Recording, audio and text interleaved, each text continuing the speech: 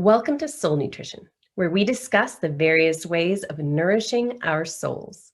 I'm your host, Reina Rose, and today's guest is Karissa Williams. Karissa is a speaker, coach, best-selling author, boss babe, and mother. While going through her own mental and physical transformation, Karissa began helping others achieve health and life goals through simple teaching habits. She brings practical, real-world experience to her coaching, mentoring, and speaking engagements. With her concoction of personal setbacks and achievements paired with high-energy vibes that enable her to connect deeply with her audiences and create inspiring and transformational talks. She believes that personal and professional development go hand in hand when it comes to living happy, healthy, and successful lives. She also understands the daily struggles we all navigate as we attempt to live a more balanced life. Karissa truly enjoys teaching about how to boss up and rise above our current situation. Karissa, it's such an honor to have you on the show today. Yes, thank you so much for having me. So tell us a little bit about your journey. How did you get to this place where you're bossing up and teaching others how to do the same? Oh, it's through all the setbacks that I've gone through, honestly. Oh. Let's see, if I had to just kind of give you a short version of kind of where I got to where I am today. It's about 10 years ago, I weighed 213 pounds. I was definitely ashamed of my body, and I was coping with past experiences of like childhood trauma and toxic abusive relationships as a teen.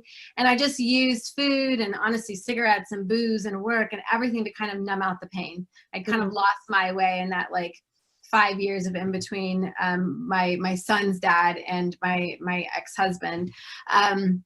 But so 10 years ago, I had an aha moment, and I was sitting in the doctor's office, and she was like, girl, if you don't change your lifestyle right now, you're not going to probably be with us later on. Like, and I was like, oh my gosh, right? Like it was a punch to the gut, because I imagine my mom has always been 320 like plus pounds, right? She's always been overweight my entire life. I've never known anything other than that. And she is like an ultimate boss babe in my mind. She truly inspires me. But I've never seen that held her back. Like there was never once like, oh, it's unhealthy to be 300 plus pounds, you know? And so when I heard that, and she was like, you're obese I'm 5 foot and I'm 213. And I was like, what? You just used the O word on me? I was like, are you kidding me? But I needed that. I needed the honest truth, like almost slapped across my face to remind me that I'm like, whoa, if I keep going down this path, I'm going to be in the exact same path that my mom's on. And that was cancer and diabetes and like quality of life, like lack of energy. It was just terrible. And when I looked back, and I could step back and be like, wow, I want more for myself. Like I don't know what I need to do, but I want more, right? I need to move my body. I need to eat cleaner. And I got so hyper-focused in on just becoming a thinner version of me at the time. That's all I could really think about. I was like, I just need to get healthy. What does that even look like? Just lose weight. And so that's kind of what started. It was an aha moment. It was a life-changing experience in a doctor's office. And then the next day, it got to the point where I was like, I saw that picture of my mom and I was like, wow, I want more. I want more for my kids. You know, I want to be around for my kids later on. Cause I could see watching my mom go through all of that and her battle with everything. So that's kind of started the health and the wellness journey, if you will. But we were stationed in Germany when that happened. And when I got back to the States, I happened to lose my mom. I lost her to cancer, had to make that tough decision to let her go. In fact, in St. Louis, Missouri, like you never forget those moments, but you know, where my heart dropped and I had to make that decision. And I could have allowed that to like spiral me out of control. Cause again, I used to eat when I was sad and depressed and, you know, like that was my comfort. And instead I was like, no, I need to stay healthy so that, you know, I am not dying 20 years from now when my kids are, you know, making these hard decisions. So I made it a point over the next 5 or 6 years to continue my health journey. Well, I guess 3 or 4 years to continue that like work. And the community, when I got back and I guess laid my mom to rest and I made peace with that, knowing where she was and knowing that like if we didn't care about weight in our family, but we did know like where you go when you pass, you know, and I'm like, okay, there's peace of mind knowing that I'm going to see my mother again in heaven. And I could just like, I embraced that. I was like, I have peace there. Like it's difficult. Sure. We all grieve differently. But I had peace in my heart knowing that I would see her again, my best friend. So I was like, what am I supposed to do? I've always worked for my mom. I've always grown up in the back of a shop, you know, of a bridal shop, like the little girl that gets to play around and things and watch her parents work. And I was like, yeah, I'm going to start a business. So at 26, I was like, what did I love about my mom's shop? And I was like, I love, you know, X, Y, and Z. What I did not love. And I was like, I don't love the brides. And so I was like, they were just really high maintenance and very stressful anymore. And I was like, okay, so I'm just going to work with guys. And I opened up my own tuxedo and suit shop in town. And that then led me to my next career move. About 2 years into my shop, I'm always one that like when God opens the door, right, there's a reason. Like step into it and have faith that something is supposed to happen there. And so there was a gal sitting in my office while sitting in my tuck shop. And we were chatting and she's like, listen, I'm looking for a replacement and I need X, Y. And she's like listing all the qualifications. And I was like, girl, I don't know anyone looking for a job like that. I had no idea she was there to like pull me away from my business. But like anything, I was like, you know what? I will sit on it. I'm not going to say no. I'm not going to say yes, but let me see how I feel at the end of the day, at the end of the week, you know, what et cetera. 2 weeks later, I was like, yes, like this sounds good. This is where I'm supposed to go. I don't quite know what's going to happen with my shop yet. I'll figure it out later, but I said yes. And it's a really important part, I think, in where I'm at today is because I learned so much. So I was the marketing and HR director for a local body shop, something I knew nothing about. I was like, I don't know anything. I don't have a degree in marketing. Like, what do you want me for? And she's like, you have personality and you have a giving heart and you have an entrepreneur like spirit. And we need that growing our business. And I was like, okay, like that's me. I can do that. And so I stepped into that role, not knowing, you know, what that looked like. And I just owned it. And 6 months later, I ended up selling my tuck shop, making a profit, like stepping into this really confident, you know, like this is kind of scary, but I think I'm meant to do this type feeling. And then that led me, that role as the HR, I really took it upon and it started out, I was just marketing. And then it like a lot of women were like, yeah, I can take more on. I love responsibility. Yes, yes, yes. Keep stretching me thinner and thinner. And the community was watching my weight go down, but they were also watching my confidence and my skill sets and everything, like this mindset of like, I can do anything, like just appear. It's just one step, one day at a time. They saw that.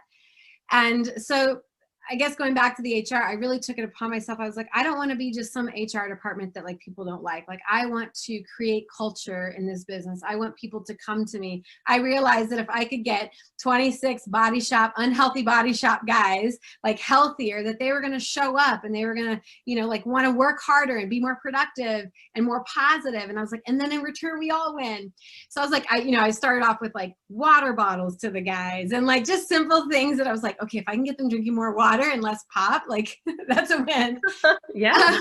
And so all of these efforts in this business, which was amazing, but the community again was seeing it. And someone on Facebook she posted looking for a health coach, and about 3 people commented my name. And at first I was like, oh, people think I'm like this healthy person. Like I would have never thought years past, I was the most unhealthy. I smoked 2 packs of cigarettes a day. Like you just would have never thought about it. And so I reached out to this lady. I said, listen, you're looking for a certified coach. I said, I don't know anything about that, but I do meet with a few ladies ironically at Panera Bread every Sunday, and I help them create habits. Because through my weight loss journey, I learned to become like a food prep ninja and, ways to de-stress and a spiritual junkie. And like, I just learned all these things to adapt myself. And so I was like, I'll just teach you what I know. And that's kind of where it started. And then through a coaching call with my own coach, it kind of came down to this. I was stretched, right? So 2 full-time jobs. a mom of two, a wife. I sat on lots of PTO, or boards, and I sat on the PTA and like all these things. And I was burning out. I was like, who am I anymore? Like, I don't even know who I'm supposed to be right now. And I was stressed, and I was like, the health coach that's stressed and her health is getting worse. I can't live with myself. And so my coach, she was like, Karissa, what fuels your heart? Like, what does your heart say? And I quiet out the noise and the BS of the world and like people's opinions. And I was like, I just want to help people. Like, I want to, and I'm going to cry because I'm like, I love what I do. I was like, I just want to inspire people. Like, that's what God put me on this earth to do. And she's like, then I think you know what you need to do. I think you need to let go of the corporate job that you do like, but it's dragging you down. You know, you're meant for more. And I need you to step into that. And I'm like, okay, I'm going to do it. And I did it. And that's where I'm at 2 years later, living my best life as a coach and just, you know, inspiring women to boss up. So you speak about, you know, this moment that you had a huge level of burnout, right? And I know that you help people work through that in your business. Now I know personally, while working with people with burnout, a lot of times they're not stressed. They're just fine, right? How does someone, say, watching this program, realize, first of all, that they're burned out, that they're getting there? And second of all, you know, there's many people say, okay, so what? You know, I have stuff to do. This has to get done. What do you want me to do? You know, there's this stage, I think, that especially before we can admit we need some help, that maybe we have to go through it, or maybe there's a way to recognize it before it's there. But I think we all know someone who's completely stressed out, completely burned out, and they go, well, what do you want me to do about it? This stuff has to get done. So what do you tell that person, and how do you tell someone like how to recognize these signs? So I think the biggest sign for burnout, honestly, is lack of passion, right? Lack of drive, lack of motivation, irritability. So I'm like, I mean, I can tell when I'm just at a grocery store and someone's having, I'm like, you must have a really crappy job, or you're completely burnt out. Or it's the women that just carry excess weight and they can't seem to lose it. They're like, I do everything. And stress plays a big factor in that. And, you know, besides all the food and the exercise, but stress is huge. So I think like those are the signs of burnout that maybe the people in your life see first, right? I was irritable. I came home and I yelled at my kids for not putting shoes in a cubby. You know, I was like, I just wanted things so organized. And I was like, I just can't handle one more thing. And I realized that, like, I felt like I was like, and, you know, I guess I felt like I was doing it all and not being appreciated for it. So when I was like, honey, why do I have to do all these things? And he's like, you don't. Like, I'm here, I can help you. And I'm like, well, I feel like I have to do all that, like that moment, right? And I think every woman can relate to that, even men, I think too. I think so I think those are like your signs, right? It's like, great, yeah, I'm stressed, but I can still manage it. I love when women are like, oh, I manage my stress so well. I'm like, oh, really? How are you doing that? You know, or they're like, I thrive in chaos. I'm like, wow, like that's crazy. Tell me more. Because I used to say those things. I was like, oh, my plate isn't full. I am not functioning. And I'm like, the excuses that you tell yourself to kind of, you know, make it okay for you to feel like this. I know that I start feeling like every time someone comes up to me, they just want something. And I'm like, you're like, yes, what do you need? Actually, I'm like, can I go hide in a closet? And the sad thing is, it's quite like we keep our stuff together for work and our coworkers and our peers. And then it's when we get home, we take it out on our loved ones. And that's the worst part. And that's what I was seeing. I'm like, it's my job as a mama to show like my kids what like love looks like and what following your passion looks like, and just following like a faith, you know, like it's my job. That's my job as a mama. And what am I doing? Now I'm showing them that I work. I'm stretched way too thin. I'm so stressed. I'm irritable. And now they're like, mom's in a mood. And like, that makes you more angry. I'm like, I'm not in a mood. So I think those are your signs. Those are like burnout at like 101. Like you, clearly the people in your life see it first before you feel like I can't handle one more thing that gets added to my plate. And trust me, I've been there. And then I think how is the bigger part is that's us. That's why we're called to coaches. We're like, we don't want you to be struggling anymore. Is I think that like when you are experiencing burnout, I think you have to recognize like, I'm not Superwoman. Like, let me lower the expectations just a bit. So a year ago, we were all like thriving and doing certain things in our lives and our business. And now we're trying to do the same things and also be the stay-at-home teachers and the hairdresser, like all of that. Like our responsibilities just skyrocketed, and we're still trying to hit sales goals and quotas, and that's leading to burnout. So I think the biggest thing when I help women recover from burnout is getting them back to the basics. First, we talk about priorities. What are your priorities? Like, because we sometimes get them all like, I have 1,000 things that are like, they're the must, right? They're the fire projects. I'm like, really? It's not. Like, it doesn't matter tomorrow. It like no reason to stress out about it. So identify their priorities, and then let's get back to building the habit, like get you back into doing the stuff that you used to do before you felt stress, like pulled in 100 different directions. Like it's the women that are like, when's the last time you did any kind of self-care or, anything for yourself? And they're like, I can't even tell you. I'm like, that's too long. Like if it's more than a week, it's too long. But yeah, they can't even remember when the last time they had fun or they laughed with their kids without feeling like I got to be on my phone, at the same time. So getting them back to the basics, but priorities is number one. You got to know what they are. So sometimes I've seen people, and I am curious to see how they could maybe come to terms with this. You have people that say, oh, my number one priority is health and family. Health and family is my priority.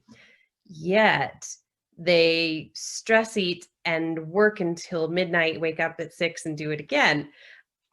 But my priority is health and family. So how do you help people to really get in touch with what your priorities are, and then how to live as if those are your priorities? So I walk them through a simple action guide where it's like, let's just name what's important to you. Like if it got ripped away from you tomorrow, what would you fight like crazy to get back? My kids, 100%.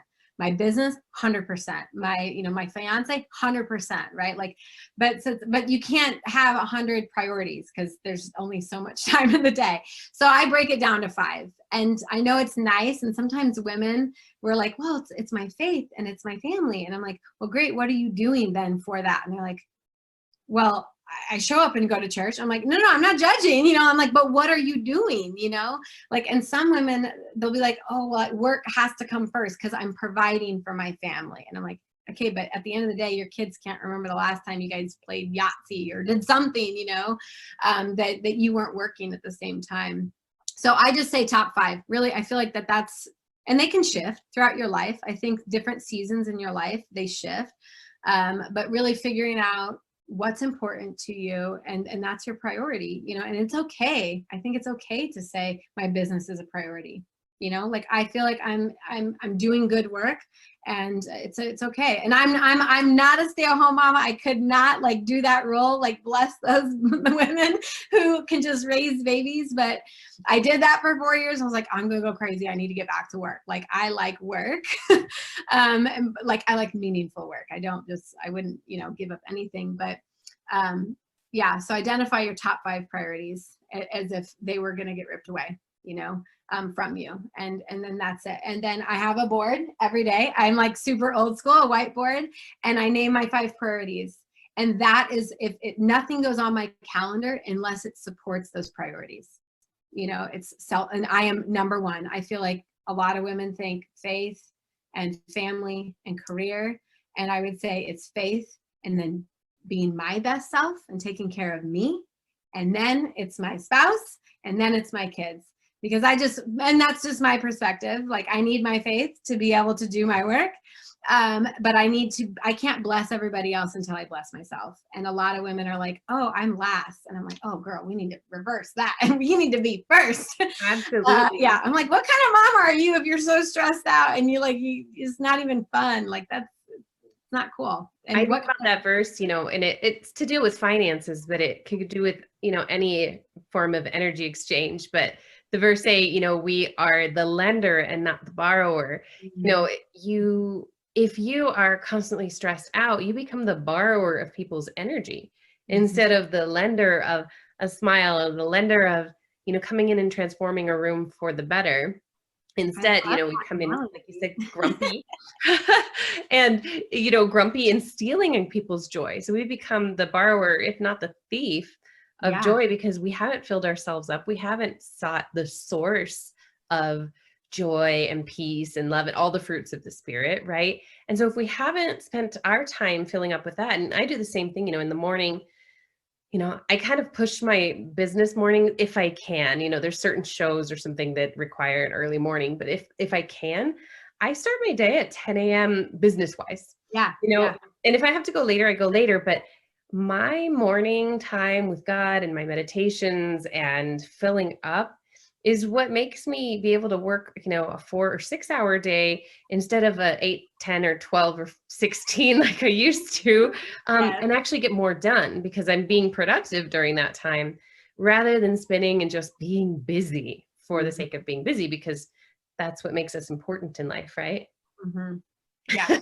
We value like our worth in the corporate world. Like I was like, well, I did X, Y, and Z, and I completed that, and I connected with so many people. And I'm like, great, but like, what did I really do? Like, I'm like, hold on, let me look at my to-do list, and then I'll tell you what I did. Now I'm like, I focus on 2 or 3 main things, and then I'm done for the day because. Yeah, I have to protect that energy like nobody's business. You do. Now, I remember, and I don't know if this is still thinking, but you had something about a daily hustle, and I'm assuming you have a much different definition of hustle than we normally see out there on the hustle shirts and the, I'm a hustler. So tell me, what is your definition of hustle and your daily hustle? I love that. Thank you. Great question. Yes. So 5 years ago, the hustle was the grind, right? It was the work. Like I can keep up with the guys in the, like I can be with the big wigs, and I'm going to just slave away. And that's what's going to bring my worth and make me feel good.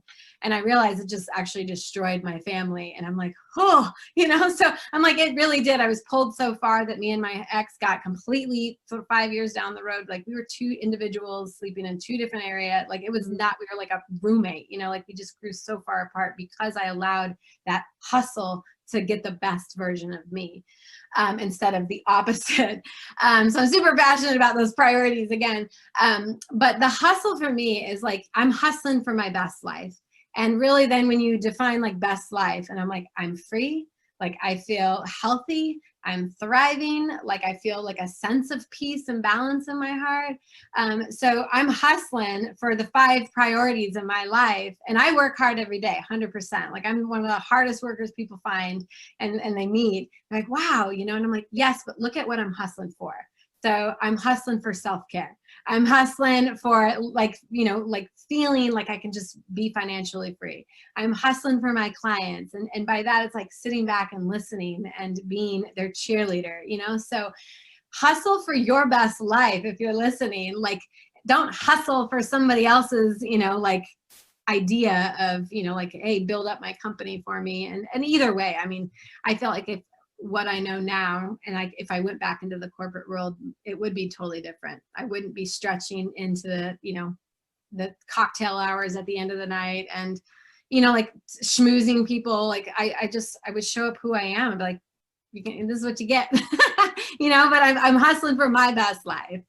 Absolutely. And also your best life, I think sometimes we have to really stop and think, and I love your list of 5 things. What is our best life? Because oftentimes I think we're socially conditioned to be told what our best life looks like, right? Our best life looks like this type of house and this much money in the bank and this, and then you'll have your best life. And when people get those, they say, well, why aren't I feeling joyful? Why aren't I feeling all the things I expected to feel when I got the socially mind, like brainwashed, socially accepted best life? And so what are some tips? I know you had your 5 things. What are some tips for really digging in and identifying what that best life means to you, and maybe even stripping away some of those social contracts that we say, well, I got to have a 6-figure job, which again, that does help with some of the other things you might want, but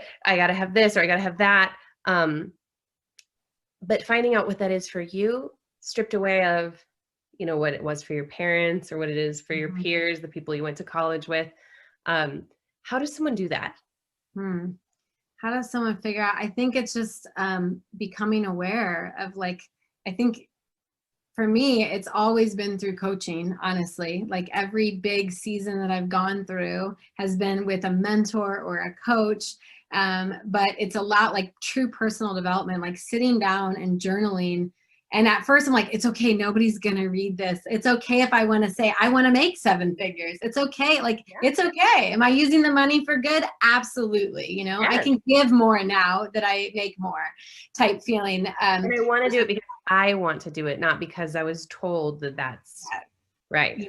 Yep. And if I don't want to have kids, then I don't want to have kids. Like, it's, again, it's going back to those early beliefs of, like, yeah, especially women. I'm just thinking of what I was told. Like, you go get, you get through high school, you go to college, you get a job, and then, oh, by the way, now you're going to become a mom, and you're going to take 10 steps back, and you're going to try this, like all those things.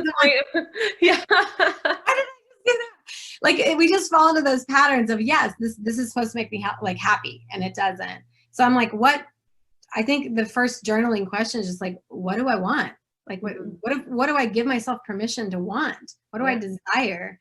And act as if no one's going to see that. And then be like, okay, well, now how do I get there? Like, at the end of the day, you have to take responsibility for yourself. I mean, if you want to climb the mountain, it can't just happen like that. You got to do the work.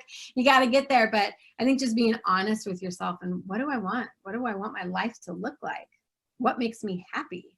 And know that it's okay if it doesn't fit in the little box that society is, put a bow on for us. Absolutely. It doesn't all fit. Your life is totally different than mine, and my priorities are totally different, and they all mean totally different things to all of us. So yeah, I think that that's where it would just start, is becoming aware, just, again, alone time even, and just journaling. I call them dream sessions. Like, what do you want? Like, if I could snap your fingers and wave a wand, like, what would you want? And then they're like, oh, well, I would want this. I'm like, cool. Like, let's work towards that then. Why are you not doing it? Absolutely. I think that that's what be the start to living your best life, and identifying what that looks like. So I know that you work with, of course, you had a huge body transformation, and you work with mental, physical, emotional, all parts of health, because obviously most of us now know that they're all interconnected. In fact, I was telling someone the other day, who was kind of he's a very large man, and was making fat guy jokes. And, I said, you may take off the weight, but it will never stay off if you continue to make those jokes, because only someone in that position could make the joke. So even if you lose 100 pounds, but you still continue to make those jokes, your brain will find a way to get back to, being the person who can really make those jokes. And so you have to really transform inside and out. And so I want to talk to you about what health, all around health, really means to you. And particularly in this season, I feel like our culture has really swung from, thinner is better, as skinny as you can get, to body positive movement, which I think is really great. And at the same time, we can be body positive and be as healthy as we can. In that spectrum, where do you think, what does health mean for you, and how does someone get there? So health 10 years ago would have been, how skinny can I get? Mm-hmm. I mean, right? I hated the way I looked, and I body shamed, and I looked at a mirror every time I'd walk by. I'm like, you are nasty. Like, no one's going to love you. Like, it's just these things that were stuck into my belief. Like, and I was like, I'm the fat girl at the, yeah. And, I'm like, and of course I was, like, that's the story I was living. But now I think it's about, like, how overall happiness do I feel? Like, does my body feel good? Like, does it feel good to be in my skin? Like, okay, is my digestion working? Like, the whole holistically, like, is my body functioning the way it should be? Yes. Okay. Is my thoughts healthy? Is my mindset healthy? Am I positive? Is my spirituality, like, intact, or am I feeling pulled? So I feel like health to me is mind, body, and spirit, 100%. But it all goes, it was not like that 10 years ago. And growing up with a mom who would always make fun of, she was always the joke, because she was, I think that we'd rather be the one making fun of ourselves than being made fun of. And so I think that that's where that comes in. But yeah, I grew up with always saying like fat jokes or whatever, you know, and we didn't think anything of it. But I think just the diet industry tells us what we should look like and what health is. And it's not just physical, because I tell you what, when I was 213, I finally got to about 140. I'm like, oh, I can see muscle definition and life is amazing. And I was like, why am I not happy? And then I would go to my nutritionist with a picture of a girl who was even more ripped. I'm like, this is what I want. And he's like, okay, like I'll get you there. And, you know, because that's what he's getting paid to do. But then I got there and I'm like, well, I'm still not happy. Like now it's my butt or my thighs. You know, like I was constantly trying to like make myself look amazing. But it wasn't until I healed on the inside that, you know, that allowed me to just glow. I think that that's really when my health started looking amazing to people. And they're like, holy cow, like confidence, like physically fit, mentally fit, spiritually fit. She's the girl that we want to watch. And that's what, you know, 3 people saw in me and recommended me to do. That's amazing. And I love that you were transformed so much. And this is something I talk about in my books as far as spiritual fitness is concerned, is that, you know, when you have a transformation so incredible like you did, people notice, they start recommending you because, you know, and I think the same is true with our, you know, faith, that when we went from being a grumpy person who's negative all the time and complaining and, you know, just seeing the wrong in every situation, to being at peace and joyful and lifting the vibration of the room, people notice and then they ask you, hey, what are you doing? And can you teach me the same? And then we can share our faith. But when we're the grumpy one, you know, that is like, you know, complaining about everything, you know, first of all, if we push our faith on someone, it's kind of like someone who has had no physical transformation telling you about the latest fad diet they're on. You know, you're like, okay, if that's what's working for you, you know? And so you have this history growing up where, you know, you saw a certain lifestyle lived in your home, and then it became, you know, just get as skinny as you can, get as ripped as you can, you know, and it was all about physical. What does your diet and lifestyle and healthy choices, what does that look like today?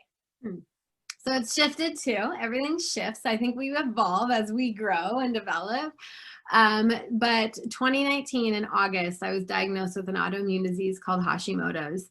So for a long time, like I dealt with itchy skin, like eczema galore, like so skin problems, and my eyes were just constantly puffy, like to the point where, you know, like my eyeliner would be touching the top of it was just, and that's what you get used to. And for so long, like I was always cold, like all these different symptoms, and doctors just treat the symptom typically. I'm not saying all of them, but that's what my doctors were doing. They're like, oh, here's a Band-Aid, here's a steroid for that, here's, you know, this for that. And it wasn't until I went to a holistic doctor, because I was at a health conference, and this amazing woman gets on stage. And normally when I hear her, it's too over my head. I'm like, girl, you're a doctor. I can't even understand all that. But something like was just telling me to stay, you know, just stay. And all these women were popping up and sharing their autoimmune stories. And I was like, I have that. I have that. I have that. And I was like, huh, you know, like, and that was one of those moments I was like, I looked up at God when the doctor said, Karissa, you know, you've got an autoimmune disease, not, you know, it's incurable, but it's all lifestyle stuff. And I looked up at God and I was like, I don't think I can handle one more thing this year, God. And I wanted to cry, right? Because I was like, what is this? Like, what does this even mean?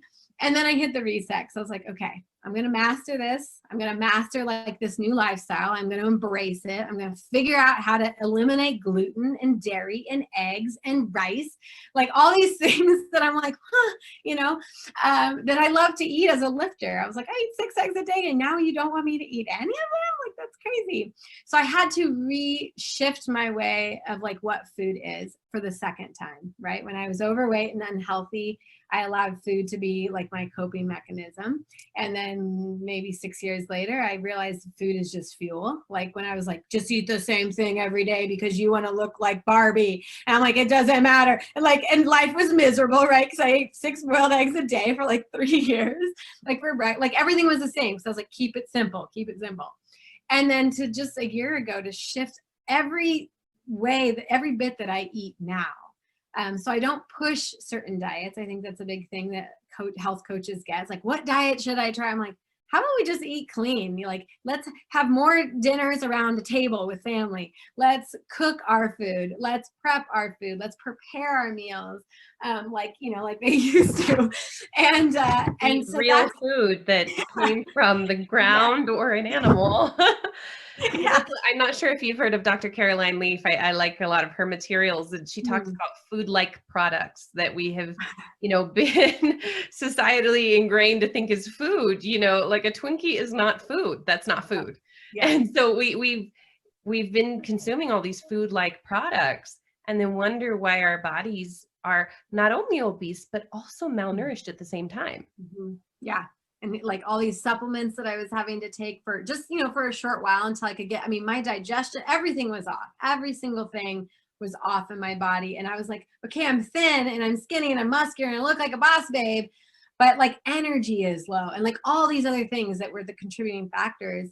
So it's like looking outside of like a bigger picture and allow like a holistic doctor to say, hey, let's come back to just clean eating. And he said, I kid you not, he said, thank goodness you went through a change of transformation because you are 10 times more, like your habits are on point. He goes, I wouldn't normally tell you to start cutting stuff out like this, but he's like, because you're disciplined and you mean business, I'm going to tell you what things are going to help you like right away, really quickly. And so at first I was super overwhelmed, just like I think anyone who's trying to change their life, like go from processed food to cooking, it would be like, So I had to refigure out like how to feed my body again. And it's just, I find like the easiest thing to do is just, clean, simple food, veggies. If I can have a starch, great. And then meat, protein, veggies, and meat, nothing.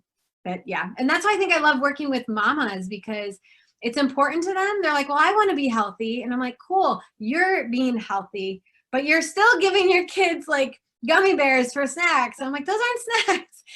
So going back to that point, it's like, let's teach our children so that you could stop this right now.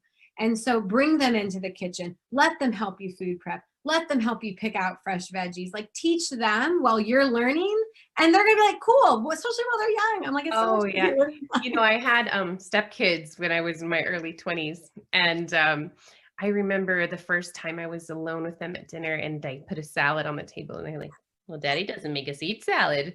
And at first it was just like, well, I do. So I eat it. But so then the next time I was like, okay, let's figure out a new way around this. And they're really kind of artsy kids. They love coloring and drawing. And so I just put a plain bowl of lettuce in front of them and all these different little containers of olives and carrots and dressing and cheese, and I said, we're going to decorate our salads today. So, they spent time decorating their salads and lo and behold, by the time our relationship ended, like they were stealing their grandparents' salads at restaurants because the kids' meal didn't come with salad.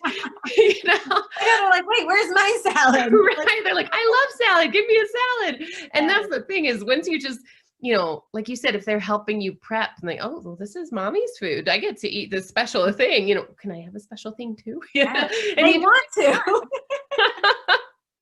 I have a funny story. So my son, who's 19, he grew up, half of his life was the unhealthy mama, right? Like I'm Puerto Rican and German food. Like we just ate. Right. And so he grew up with like, fast food and McDonald's and whatnot. Now my daughter grew up with, like the driven mama, the different mama, if you will, by the time she could start forming some of her own habits and stuff, like 3 and 4. So her palate is insane. She will steal my asparagus. I'm like, hey, get out of here, So I have to fight for my food with her. But him, he could be like, My fiance, he's like, I'm not eating greens, just meat and potato type of guy. And I know a lot of guys can relate to that. But I'm like, well, you're not getting any meat until you eat at least 2 broccoli pieces. So like little things. I stayed with my best friend while I was in transition to a move. And I was teaching her, like, I think he's 5, how to eat, like make quinoa. Because a lot of people are like, ew, it's so gross and it's plain. And I'm like, oh, it's could be so good though. I love quinoa. So I taught this little 5-year-old how to eat, like how to make quinoa, like my way. What do you use? I use broth, like a chicken broth or a vegetable broth. Yep, I do bone broth, but then I bring in my my heritage and I add, it's called Sazan. It's by Okay. Goya. It's a brand. So add seasoning to that. Mm-hmm. And because seasoning, they're like, there's no calories, they're like cheap, but they're flavorful. So Yeah. I add all that while it's boiling, and then I love it. I eat it for breakfast. I eat it on salads. It's always like, it's like the go-to, like in your fridge, where most people are like, I don't know even what a go-to for average people anymore. But I'm like, quinoa, salads, all those are go-to. I'd say bread and cheese is probably a Yeah, you're go-to right. for, Bread, I cheese, think about wine. growing up.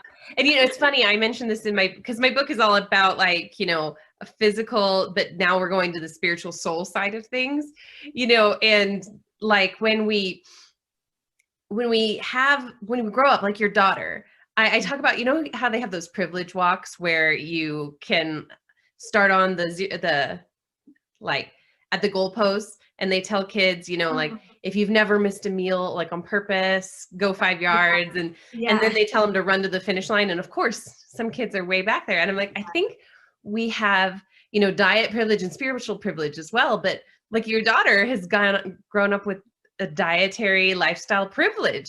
She grew up liking those vegetables and enjoying the vegetables. And like, it's no wonder I remember being around a friend who, she's like, oh my gosh, this 2-year-old, or like, I don't know, maybe 4. This 4-year-old just loves veggies. It's so crazy. I'm like, his parents are vegan. It makes sense. Like, of course he loves veggies, And then like, but I feel like we do the same thing spiritually in the church sometimes. Some of us grew up in like this really good Christian home with really good Christian parents and these type of morals and never maybe fell into some of the stuff that someone who maybe wasn't raised that way, Yeah. has struggles with a whole different host of things and maybe gets judged coming into the church. And I'm like, we have to really check our privilege here. Like your son and your fiance didn't have the privilege of growing up on veggies and loving something that's really good and healthy for their body. And same thing in spirituality and in church. Like we need to realize that some people didn't grow up with the same kind of experiences with God. Like I think of the times I was in youth ministry as a teen and just like connecting with God in this deep way. A lot of people didn't have that. So how can I expect them to be at the same place I am with God or relate, or maybe they're working through their doubts just now and I did that at 12. And so I think we have to check our privilege both with diet and exercise and with spirituality. But however, just like you're saying, we can choose to change this at any time. And you have, and you teach people to do the same. Yeah. It's just today, I kid you not, we had like a last session with one of my clients. I loved her. And one of her biggest takeaways, because we always talk about like your lessons, and she's like, I realize that I have the power to choose. Like I can like let one thing get the best of me that day. And normally before she worked with me, she was like, I would let this spiral out of control, and then I would get sick because I was stressed and all these things like negative, like everything that could go wrong is now gonna go wrong. And where now she's like, we've created a level of like pause and awareness where I'm like, I can choose to stay here or I can choose to move out of it. And then, she consciously then chooses like, okay, this is not going to get the best of me. So yeah, when you hear those, I'm like, it's the biggest thing is you have the choice. You can play the victim or you can become the warrior of the story. Like you do not have to stay stuck.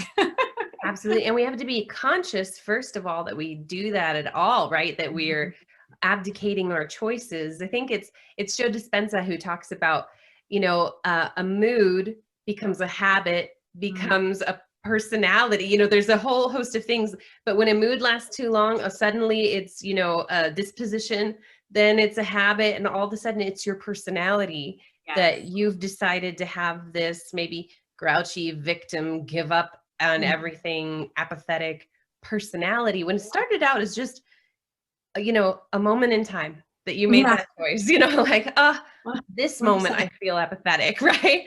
And then it's like, well, I feel apathetic this week.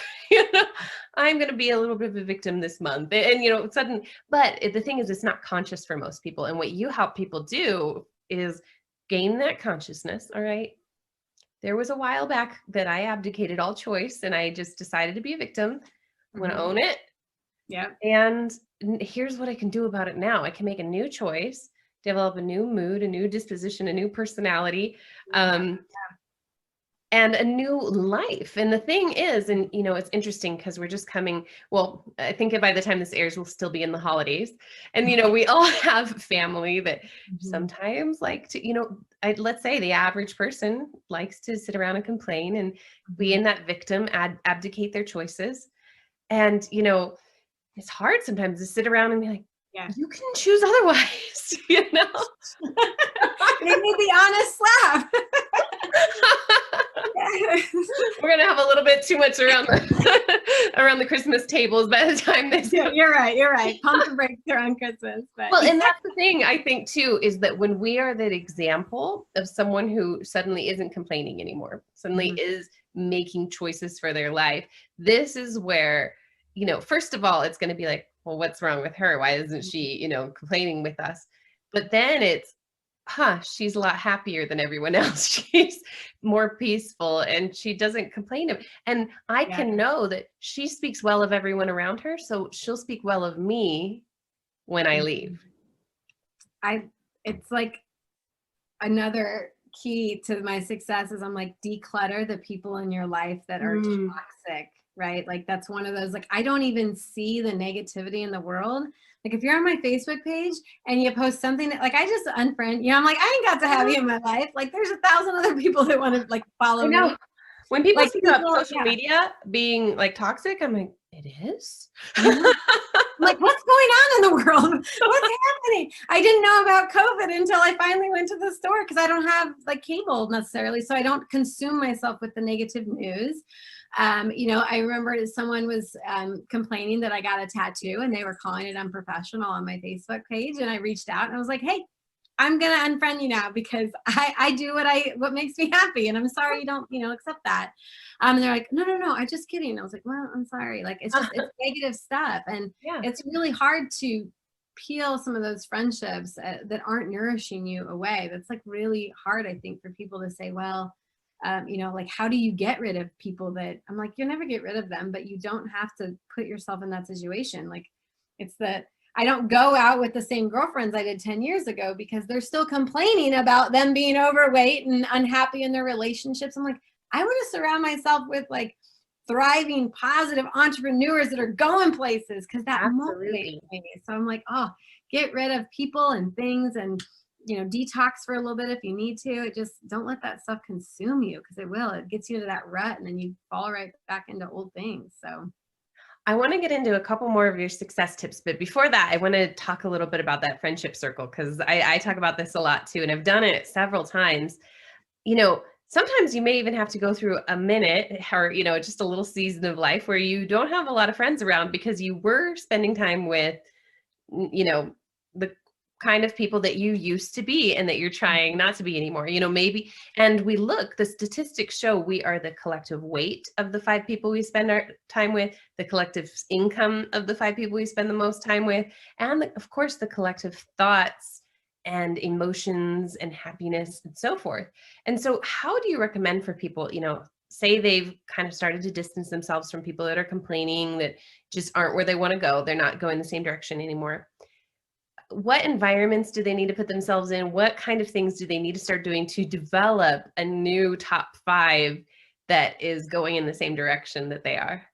Well, I think if you get rid of people in the nicest way, then you need to add people, right? You can just take out the old and in with the new. I get a lot of Facebook friend requests, and every single person I said, can I ask what brought you to my page? And they're like, sometimes I get, well, I'm trying to follow positive people and I'm told you're positive. And I'm like, yes, come on over, like you're my people then. You're trying to better your life. So out with one, in with the new. So people, give yourself some boundaries around, social media. Like, okay, when I notice myself comparing my life to others, because that can lead down the spiral, like now it's time to shut it off, or even the networking groups, when we think business, right? I've been in networking groups that just get so catty and they just start to complain about things. And I'm like, okay, time for me to move to a new networking group. Like, I love y'all, but you don't serve me anymore. So I would just say whatever you take out or that you start to, notice brings you down, then put it back in with something better. So if you're trying to lose weight, hang out with some people who have already been successful. Like you said, you are the sum of the five. And if I want to go places, then like in certain things, certain areas of my life, then that's who I want to hang out with. There was a time I lost my way with faith, and I was like, look at the people I'm hanging out with. It's no wonder, like none of them value faith or going to church or anything. Like, in fact, now I feel awkward telling them I want to go. Yeah. And I'm like, this is a problem. So when you can start to realize that, it's time to shed those people and recognize that it's not like a bad thing. Like, they served a purpose at one point in your life, and now you're just moving on to the next. And I don't think that, let go of what people, their opinions and their beliefs of you, and just do you do you, and you make you happy. And if that's following certain people or certain, books, I would say is a huge thing. That's one of the things that I love filling my head with, is just like constant positive personal development type books. I'm like a junkie. I'm like, if I could get paid to read every day, I would, but 10 years ago, I didn't even read a book. I was just like, I think in high school, when my mentor said, when's the last time you read? I'm like, definitely in high school. Kind of like when fitness coach is like, when's the last time you ran a mile? And you're like, definitely in high school when I was forced to. Like everything went back to when you had accountability and you were told to do stuff. And you go into an adult and you're like, cool, I don't have to read. I don't have to exercise. I don't have to be a boss. Like nobody's like checking in on me. And then all of a sudden you're like, wow, I'm not making any money. And I'm sitting here and I'm complaining about life. Yeah. There's an expression some colleagues of mine used to they'd say, I'm an adult. I can eat candy at midnight, And it's like, yes. And as an adult, you don't, because that's not good for you, that's part of adulting. Yeah. Because, I don't have to read the books, and I don't have to run the mile, and I can eat candy at midnight. And I choose to run the mile, and I choose to read the books, and I choose to forego the candy most of the time. The benefit far outweighs that moment of desire, like the moment at 4 a.m. when I'm like, I don't want to get up. And then I'm like, get up, because you're going to feel so amazing afterwards. And so, yeah, it's just like, you have to just recognize that it's an excuse and be like, okay, do it, Karissa. Like, I literally like, it's time to boss up. So tell us, okay, so you're great at, all right, that 4 a.m, boss up, wake up, do your thing. What are some of the challenges that you still face? I honestly still face that I'm not enough sometimes. I think that old belief, it was pounded in my head from my son's dad, who it was an abusive relationship for about 3 years. And for almost every day, I was told that I was worthless and that I was nothing, and that I was property pretty much. And you start to believe that. And the lesson here is that what you hear, you start to believe in your thoughts, and that's how you act. And so again, if that's true, then I can also change what I hear, and what I believe, and the seeds that I plant and what I allow grow. But I still, every now and then, I still struggle with not thinking that I'm enough. As a coach, I'm like, maybe I should throw in another gift, like maybe that will sweeten the pot, instead of just recognizing that what I offer is amazing. I see it with my relationship. I'm like, and what I'm doing is enough. Is he going to be around? And a lot of that I think is just based on fear, of like, I don't want to disappoint, or I don't want to, have another marriage down the road that would fail. So, and recognize that I'm like, okay, it is enough, and I'm not going to let that mistake happen again, because I've learned such a good lesson before. I have to learn the lesson sometimes 3 times before I realize that on certain things. But yeah, I'm like, I still will, every now and then I walk by a mirror and I'm like, are you enough? And then, it's always the comeback. It's, yes, you are. Right? Like, I always wear a bracelet during the day that says I am enough. It's my anchor. It reminds me, when I'm feeling doubtful, that I'm enough. When I go on stage and I'm really nervous, I'm like, my story isn't enough to inspire people. And then they're like, yes, it is enough. Like, it's just, yes. So that would be something I still struggle with every now and then. I like to think that I'm Wonder Woman, but at the end of the day, I'm a human, and I'm a mom, and I'm a boss, and I still struggle with those things. Yeah, I think so many people struggle with it. There's, of course, entire I am enough movements because it's such a common thing for everyone to struggle with. And I think there's a certain amount where it's very human and almost healthy. I read somewhere where imposter syndrome, if you don't have at least a tinge of that, you might just be arrogant and not, leveling yourself up because you just think I'm fine. I don't need to improve, Yeah. So I think that's incredible and something for us all to, take into consideration that even people who are boss women and on their A game, physically, mentally, emotionally, we still have these doubts. And not only do we have these doubts, but they are human, they're normal. And our answer can be, there's no need to doubt. Yeah. We can always answer ourselves with, you may, that's human, it's okay. Yeah. And you are enough. Yes. Yeah. What brings you? I have a phrase that I say, hit the reset, and it's like a 5-step process. That's literally like when you're feeling like, any moment or like, this is really tough. It's like, hit the reset. Cause it's just creating that space of like, okay, I think I can handle it and stuff like that. But yeah, I'm like, hit the reset. Let's go. So what is that 5-step process? Yeah, well, the number one is, what am I struggling with? Just becoming aware of my problem. Like, okay, like clearly I feel like there's lack in some area of my business if I don't feel that I'm enough. Just say that would be an example. So what am I struggling with?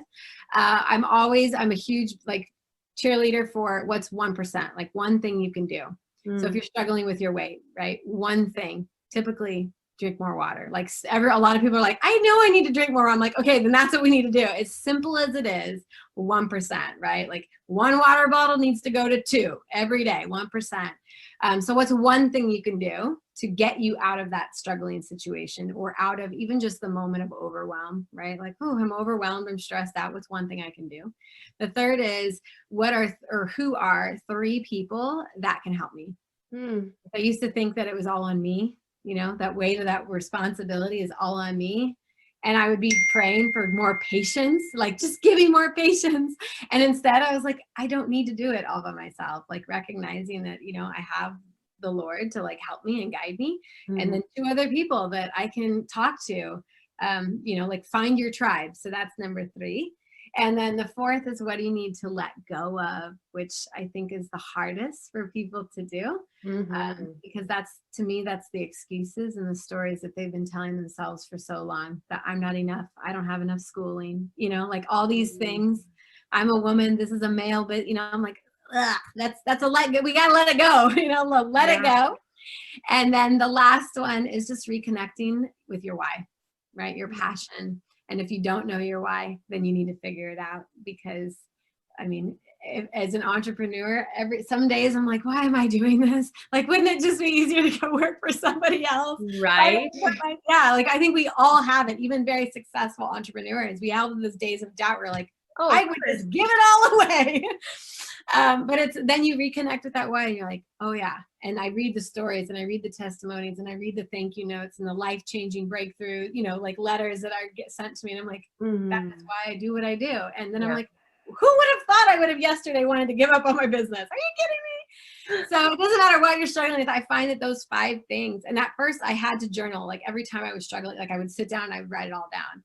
And now it's become such a process and like a mindset. It's like, it's ingrained where it's like, again, I have a moment of doubt or a struggling time and I'm like, hit the reset. Like, who could help me? What's one thing I can do? What do I need to let go of? And reconnect with my wife, like all those things. And I'm like, and done. And it's done in like 10 seconds. So I just don't allow myself to get stuck in that rut zone. And I just hit the reset. That's great. As you were talking about more water, I just want to share this amazing thing. I only heard of it recently. Have you ever used water beads? They're these little beads. And so I've been bad. I've only had 2 bottles of water today. But once I have this third, I'll move the bead down. And then you keep track of how many water bottles you've had for the day. So that's amazing. Yeah, I found it on like Etsy or something. So I just want to share with people. It's such a cool little invention. And I know, because there are days where I'm like, is this my 3rd or my 4th? Exactly. Right. I'm like, I need 4 today. Today I've been more on the tea train than on I'm like, there's water in tea. It's decaffeinated. But yeah, I needed to get 2 more done by the end of the day. And the little beads help me remember.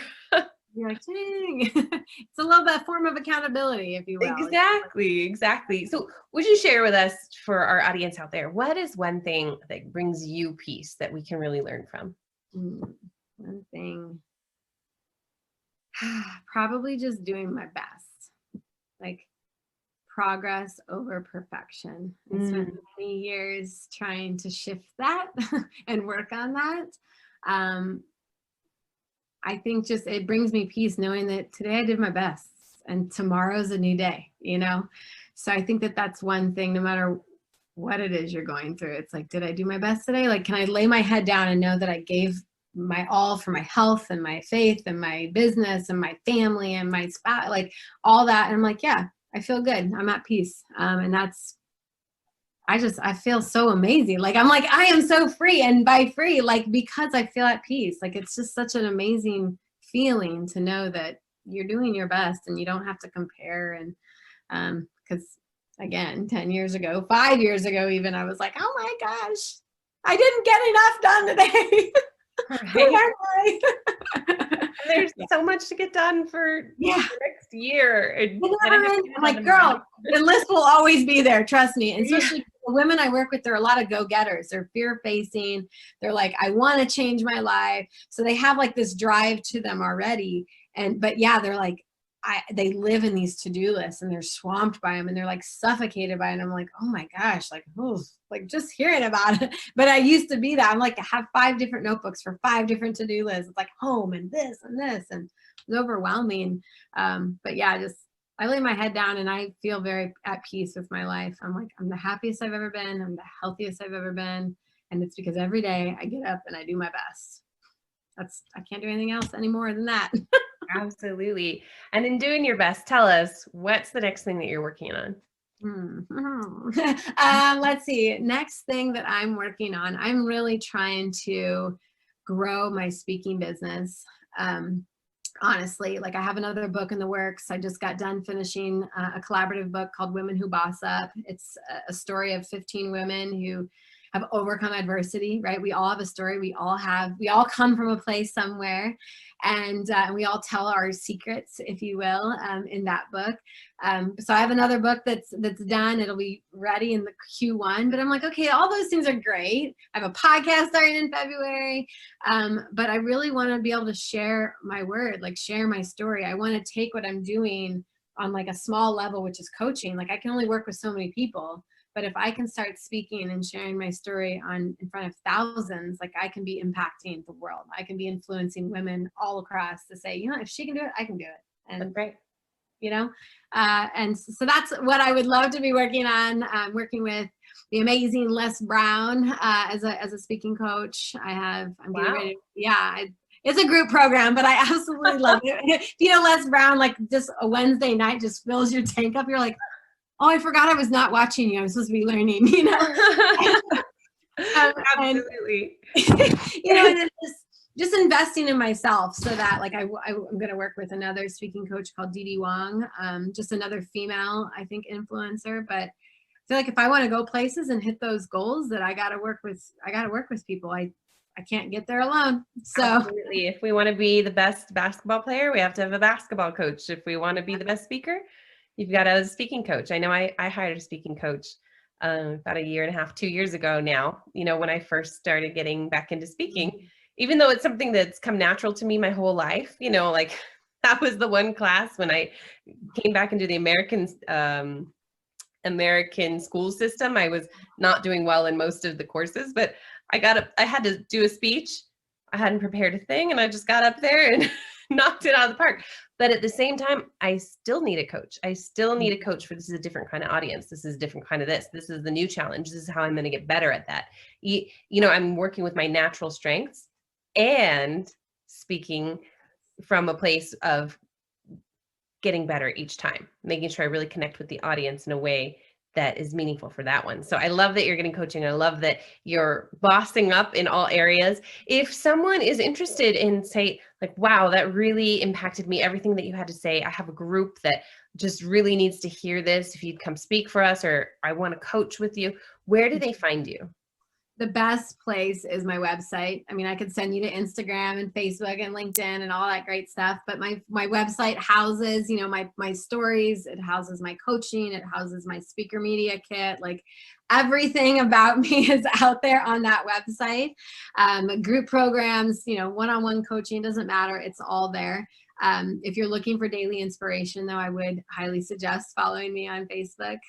Every day it's, you know, whether it's a mindset or a physical or like, look what I cooked today, it's clean and healthy, like you could do it too.